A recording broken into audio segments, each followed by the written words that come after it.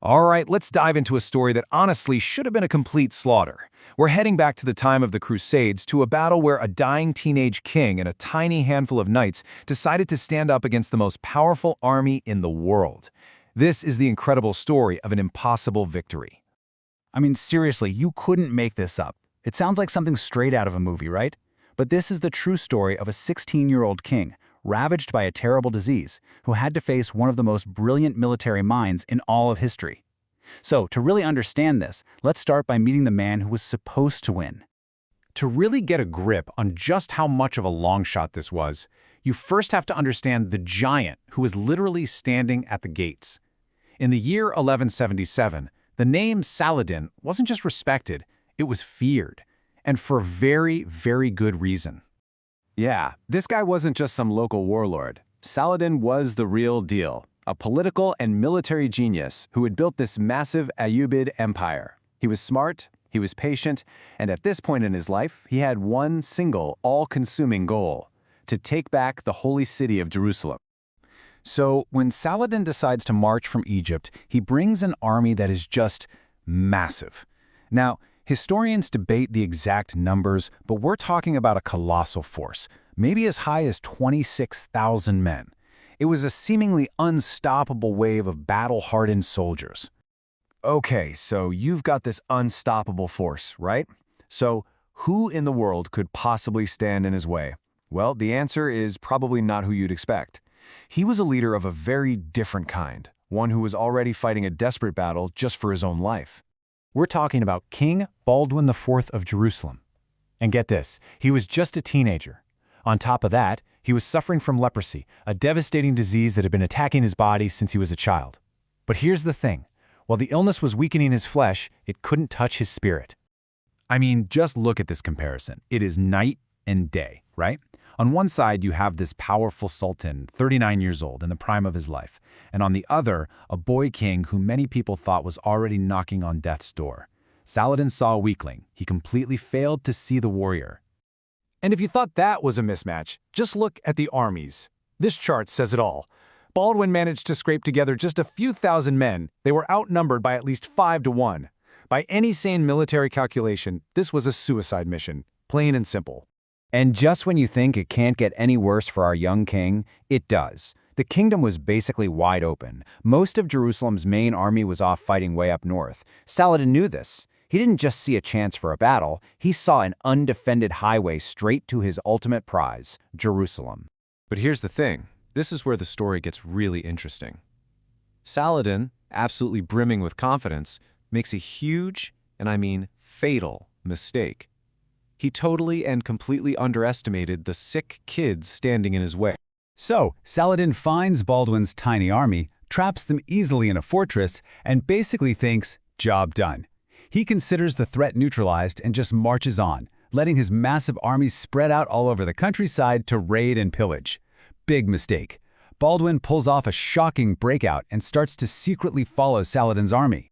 And this is where things get really clever. See, Baldwin had a secret weapon, and it wasn't a bigger army, it was local knowledge. He had guys with him like the famous Ibelin brothers, who grew up there. They knew every single hidden trail, every stream, and most importantly, they knew which fields turned into muddy, impassable swamps after the rain.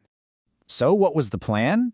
Well, it was absolutely brilliant in its simplicity. They weren't going to fight Saladin's army head-on. No way. They were going to make the land do the fighting for them.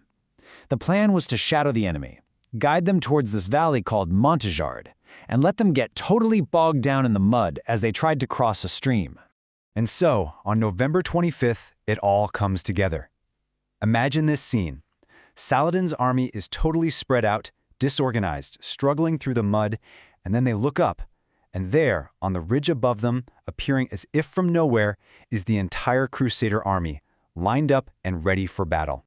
And in this moment, this absolutely pivotal moment, Baldwin shows everyone what he's really made of. He's so sick he needs help getting off his horse, but he does, and he kneels there in the mud before the true cross, this incredibly sacred relic. Can you imagine what watching their young, sick king do that did for his soldiers? It filled them with this incredible, ferocious courage. What happened next? Well, it became the stuff of legend. That small force didn't hesitate for a second. They charged down that hill like a single, unified, unstoppable weapon of steel and pure fury. And this wasn't just some crazy, wild charge. No, this was a precision strike. It was a perfectly executed three-part attack.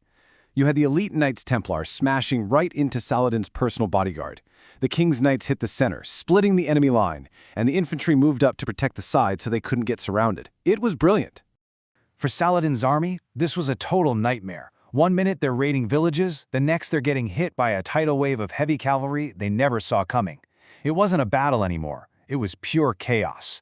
The surprise and the force of the charge just shattered them, and the whole army broke and ran. And get this, the great Saladin, the man who was supposed to be unbeatable, was nearly killed or captured. His personal guard was wiped out, and he literally had to jump on a fast-racing camel and flee for his life just to get away. So, the battle's over. The dust settles, and the result is, well, it's almost unbelievable. Let's really break down the aftermath of this stunning, incredible victory. Now, this victory wasn't free. It came at a huge cost. The Crusaders paid a heavy price, losing nearly half their small army, either killed or wounded.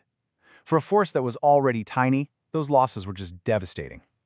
But as bad as that was for the Crusaders, for Saladin, it was an absolute unmitigated catastrophe. Between the battle and the terrible retreat back to Egypt, he lost the vast majority of his army.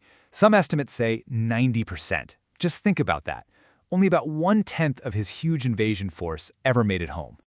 So what did this one crazy battle actually achieve? Well, pretty much everything. It saved the Kingdom of Jerusalem, full stop. It totally humiliated Saladin and set his plans back for years. And it created the legend of Baldwin IV, the Leper King, who proved that true strength isn't about your body, it's about your will. In the end, this victory at Montgisard wasn't just a military upset. It's a story that proves how guts, a brilliant plan, and just the raw, stubborn will to fight against impossible odds can sometimes create an actual miracle. King Baldwin's body was failing him, but his spirit saved an entire kingdom. And it kind of leaves us with this one big question to think about, doesn't it? What truly makes a hero? The strength of their body or the strength of their spirit? Thanks for joining me for this explainer.